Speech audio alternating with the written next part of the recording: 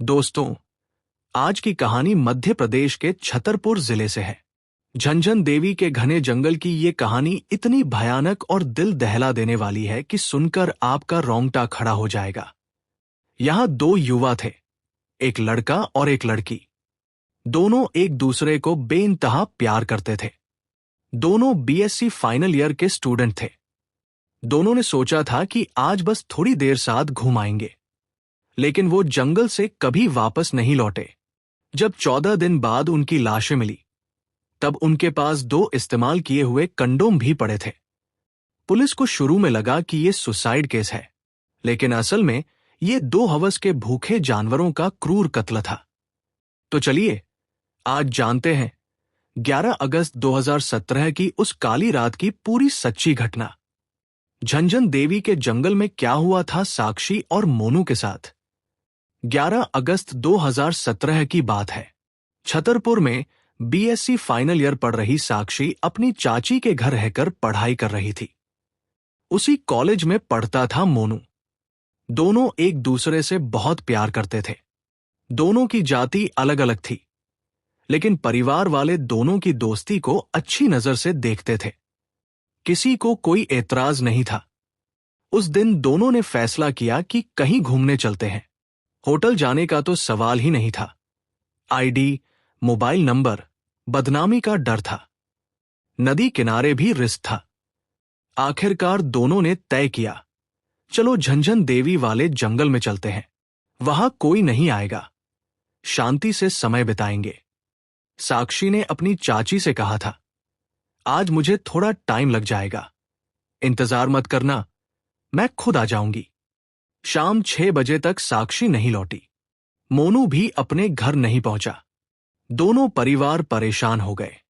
जब पता चला कि दोनों साथ गायब हैं, तो परिवार वालों ने सोचा शायद दोनों डर के मारे घर से भाग गए हैं। बदनामी के डर से उन्होंने पुलिस में भी एफआईआर नहीं दर्ज कराई। खुद ही दोनों को ढूंढते रहे। 14 दिन बाद 25 अगस्त 2017 झंझन देवी के जंगल से एक किसान गुजर रहा था। उसके कुत्ते के मुंह में एक सड़ा हुआ इंसानी हाथ था। किसान ने तुरंत पुलिस को सूचना दी। Police, forensic team, dog squad मौके पर पहुंची।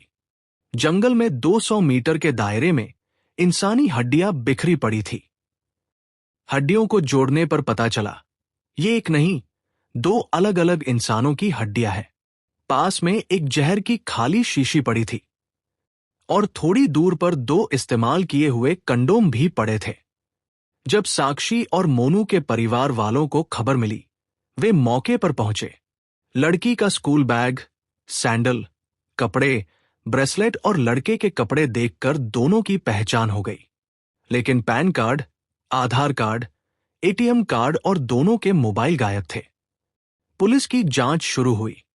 पहले तो शक परिवार वालों पर गया, क्योंकि दोनों की जाति अलग थी। लेकिन परिवार के सभी सदस्यों के बयान बिल्कुल एक जैसे थे। कोई विरोधाभास नहीं था। फिर पुलिस की नजर उन 2 कंडोम पर पड़ी और पास में पड़ी शराब की बोतलों और नमकीन के रैपर पर। पुलिस को समझ आ गया, यह सुसाइड नहीं, बल्कि गैंगरेप और मर्डर का केस है। पुलिस ने दोनों मोबाइल नंबर्स की सीडीआर और लोकेशन निकलवाई। कुछ दिनों बाद एक नंबर चालू हालत में मिला। वो नंबर पास के ही गांव के कामता कुशवाहा के पास था। कामता ने बताया, ये मोबाइल मुझे देवेंद्र रॉय ने दिया है। देवेंद्र रॉय को गिरफ्तार किया गया। उसने कहा, मैं जंगल गया था, लाशें देखी थी, बस एक मोबाइल उठा लाया, मेरा कुछ नहीं। लेकिन पुलिस को शक हुआ। देवेंद्र पिछले 15 साल से राकेश कुमार गिरी गोस्वामी के फार्म हाउस पर नौकर था। जब दोनों से अलग अलग पूछताछ की गई, तो उनकी बातों में कई विरोधाभास निकले। पुलिस ने दोनों का डीएनए सैंपल लिया और कंडोम से मिले सैंपल से मैच करवाया। रिपोर्ट आई तो चौंकाने वाली थी। देवेंद्र रॉय और राकेश गिरी गोस्वामी दोनों का डीएनए कंडोम से मैच कर गया। असली कहानी सख्त पूछताछ के बाद। देवेंद्र रॉय जंगल से गुजर रहा था। उसने देखा साक्षी और मोनू आपस में बातें कर रहे थे।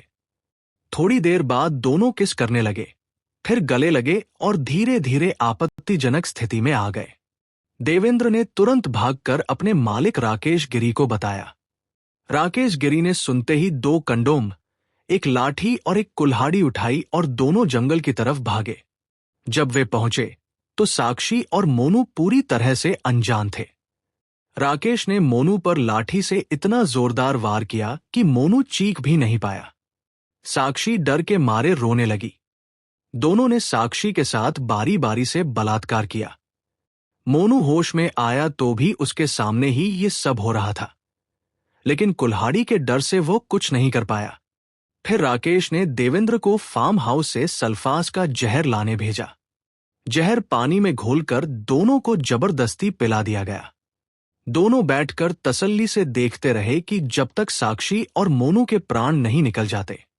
जब दोनों मर गए तो उनके मोबाइल, पर्स, पैसे, लगभग 2,500 रुपए और सारे आईडी प्रूफ लेकर चले गए। एक मोबाइल देवेंद्र ने अपने दोस्त कामता को दे दिया। बाकी सामान फार्म हाउस में छुपा दिया। वे सोच रहे थे कि 14 दिन तक एफआईआर भी नहीं हुई, अब कभी नहीं पकड़े जाएंगे। अंत में लेकिन पुलिस ने हर कड़ी को जोड़ा। डीएनए रिपोर्ट, सीडीआर, कंडोम और विरोधाभासी बयानों ने दोनों को फंसा दिया। 30 दिसंबर 2023 को कोर्ट ने दोनों आरोपी राकेश कुमार गिरी गोस्वामी और देवेंद्र रॉय को 2-2 आजीवन कारावास की सजा सुनाई।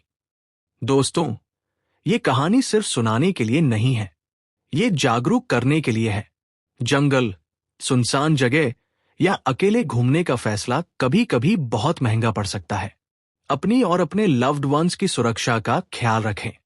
अगर कहानी पसंद आई हो तो वीडियो को लाइक जरूर करें, चैनल को सब्सक्राइब करें और बेल आइकन दबाना न भूलें। कमेंट में बताएं आपको इस घटना में सबसे ज्यादा क्या शॉकिंग लगा। अपना और अपने परिवार का ख्याल रखें। बहुत सावधान रहें। जय हिंद, जय भारत। मिलते हैं अगली कहानी में। तब तक के लिए नमस्कार, ख्याल रखना।